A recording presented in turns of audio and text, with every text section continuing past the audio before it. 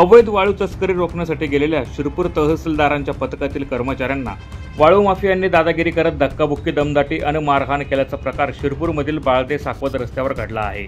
या प्रकरणी तलाठी शुभम यम गवळी यांच्या फिर्यादीवरून शिरपूर शहर पोलीस ठाण्यात सरकारी कामात अडथळा आणल्याप्रकरणी संदीप प्रकाश थोरात आणि ट्रॅक्टर चालकाविरोधात गुन्हा दाखल करण्यात आला आहे। या घटनेचा व्हिडिओ समाज माध्यमांवर व्हायरल झाला असून वाळू माफियांची दादागिरी कुणाच्या जीवावर असा प्रश्न या निमित्ताने उपस्थित होत आहे। तालुक्यात गौण खनिजची अवैध व चोरटी वाहतूक रोखण्यासाठी तहसीलदार महेंद्र माळी यांच्या आदेशानुसार गौण खनिज प्रतिबंधक पथक नियुक्त करण्यात आले होते। पथक 22 जुलैला सायंकाळच्या सुमारास बाळदे साकवत रस्त्यावर पथकाने अवैध वाळू रोखण्यासाठी सापळा रचला होता। पथकाच्या सापळ्यात अवैधरित्या वाळूने भरलेला ट्रॅक्टर आढळून आला।